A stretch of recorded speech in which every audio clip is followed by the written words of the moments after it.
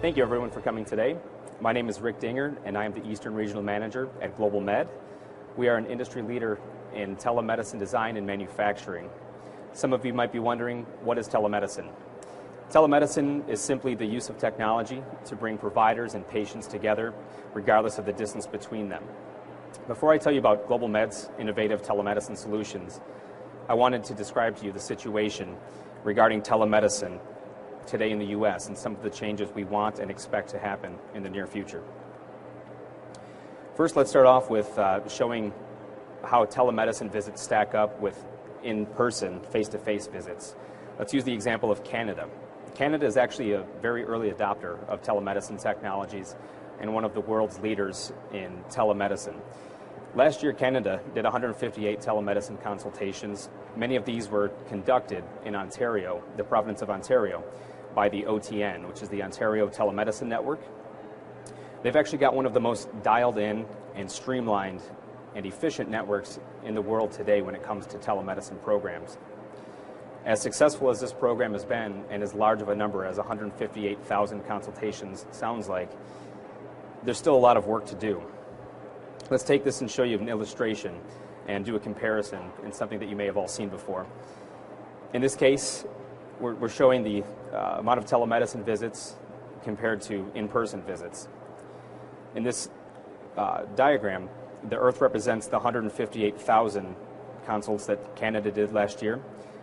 The Sun represents the 70 million consults that they did face-to-face that same year. 70 million seems like a very high number, considering Canada is a rather small country in terms of population, at just 1/10 that of the U.S. To give you kind of a more of a global perspective on this, here's a comparison using a similar setup. We've got the Earth, which takes up about actually, the Earth is not even on here. It's too small. The Sun takes up 1 pixel in this illustration. The Sun still represents Canada's 70,000 face-to-face consultations. Meanwhile, Antares and Betelgeuse represent the rest of the world's face-to-face consultations. So it's a very, very small milestone that Canada has done so many, and yet we have so far to go. That's why I show this to you, to show you how the market is there, it's needed, and so untouched so far. Some of those reasons are that there are several barriers to telemedicine, and that's a big reason why the U.S. has been slow to adapt it. As well as we've done so far, there's still a lot more to go. So some of these barriers that we have to telemedicine today are physician reimbursement. It's probably the number one, actually. The Center for Medicaid and Medicare, they typically dictate what the patients, their Medicare and Medicaid patients can, or those providers that are accepting those patients can be reimbursed for. Although they don't dictate what the private payers would pay, they still have great influence as those private payers look to CMS for that type of advice and leadership. Although it's moved quite slowly, there have been some recent advancements by the CMS and by individual states. There are actually 14 states today in the U.S. that do require private payers to pay for telemedicine encounters. So that's a big victory, but we still have a lot more to go. Licensure and credentialing, another big milestone, possibly the biggest. Although there have been some recent successes, it is no longer required that a physician who's doing a telemedicine consultation has to be licensed at both hospitals, at both the sending and the receiving site. So that's a great deal. However, there's still difficulties when you look at going across state lines and doing telemedicine. Currently, the providers have to be licensed and credentialed in both states, and many states require that the consulting provider is actually in the same state as the patient themselves. Some other concerns are malpractice and liability. However, this is kind of a misnomer. There's actually never been a case where malpractice has been brought about because of a telemedicine consultation. Security and storage of medical records, another misnomer. Telemedicine is no more unsafe than any other form of electronic health information.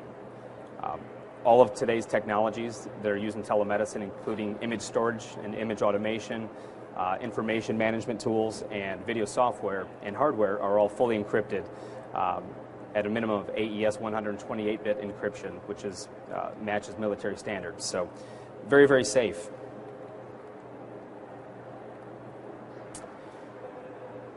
Let me tell you a little bit about GlobalMed's technologies. We are, as I mentioned, a leader an award-winning telemedicine firm. When it comes to design and manufacturing, we've set standards for many programs across the country and in the world. We're proud to be in the midst of the largest telemedicine rollout in the world today, which is with the United States Veterans Affairs. So we are adapting these technologies at home as well. We're actually in the midst of rolling out about 1,000 of our primary care and telemedicine cards, similar to the ones I have on display here today, with the VA across the country, where they can utilize a spoken hub model, which we're seeing pop up in private and rural healthcare today. We've also created several standards that are used across the world, including our total exam camera, a small, lightweight diagnostic camera that's used for general examinations as well as up-close examinations of skin, lesions, eye injuries, and the throat. We also have another flagship product in our capture software that allows you to quickly and easily automate images into patient electronic health records, along with making annotations, drawings, measurements, and then dropping those images and information into your EHR. Lastly, I want to mention the I-8500 carts that we have on display here today as well. These are not a one-size-fits-all product. Every client's different. Every client has a different environment. So we actually design and create a cart for each environment, each specialist, each program that we work with.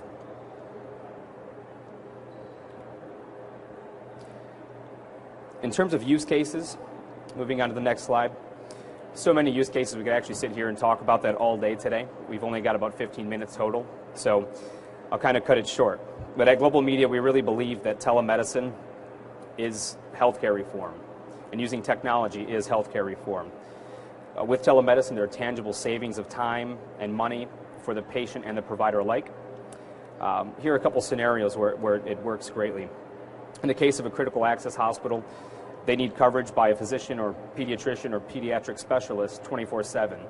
Most hospitals today in rural America don't have the needs, the funding or the means or the resources to tap into to have a fully covered staff with a full-time pediatric specialist or even a primary care doc on staff at all times. So in this way, we can actually augment that staff by using 24/7 coverage by providers that are elsewhere within their state or within their region, who can link up with PAs, RNs, and some lower level and mid-level providers to have physician coverage 24/7. There's also a scenario of going into a crowded ER where you might have an hour and a half, 2-hour wait. Well, there are formulas out there where we can use a cascading system, so you no longer have to wait for each consultation to be face-to-face. You can actually have ER providers at some of the slower ERs in the area jump on a cascading system, and when patients get to an hour or 2-hour waits, they can then go on to a provider that's actually not physically there for a consultation, who can then triage the situation the same way that they could face-to-face. Another benefit that's quite tangible is avoiding unnecessary transports and readmittance. That's a big cost when it comes to health provider organizations and hospitals. UCSD recently did a study, and they concluded that telemedicine could prevent secondary over-triage of adult and pediatric patients.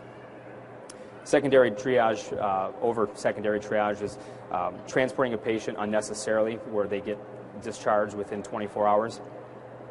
In fact, other studies have actually proven that children are over-triaged about twice as many times as adults on average. So using telemedicine and reaching out to grab a provider that is a pediatric specialist can greatly reduce the number of over-triaged patients that we have and mistransported patients that we have, and thus saving lots of dollars. Another benefit of that is that by keeping those patients local in the rural or the critical access hospitals and under the careful watch of remote physicians, you can actually bring more dollars into those remote hospitals that need the funding desperately. You can also keep the patient close to home so their families can continue to work, continue to see the patients in the hospital, they're local in their community. The future of telemedicine, as you can see in some of the things I've talked about, there's some amazing advancements taking place in telemedicine today. We've got a long ways to go, but we do really truly believe that telemedicine is a great form of reform. And really the advancement in the U.S. lies heavily on technology. It relies on technology, not higher taxes, rationing of health care, or more regulation in the health community. letting our most creative minds think and develop new solutions to deliver healthcare and shift the paradigm from the old-fashioned face-to-face every time to allowing telemedicine and advancements in technology to be integrated into mainstream healthcare is what's going to greatly reform our healthcare situation that we're in today. One of the ways that at GlobalMed we believe technology can help healthcare and reform is to show the practical and the short-term challenges that we face, that there is a solution. We look at care this way. On the next slide here, we've got an acronym, which is continuity of care, access to care, responsible care, and equitable care. What that means is continuity of care, preserving and having accessible and preserve images and health information so that our providers and our patients alike can have access. Access to care, we want everyone to have access to care, not just those folks that live in an urban area. Responsible care, we want to have responsible outcomes, and we want to be responsible for time, money, and the results.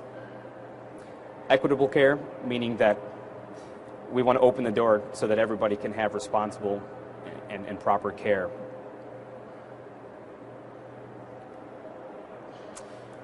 Thank you all very much for your time. Just to kind of summarize, the bottom line is that telemedicine is working for many areas of the world, and right here in the U.S. it's being used by our Veterans Affairs hospitals and countries all over the world. We want to let you know that this will work just as well in private healthcare. So keep working on technology, and we hope to enjoy the rest of the conference. Thank you very much for your time.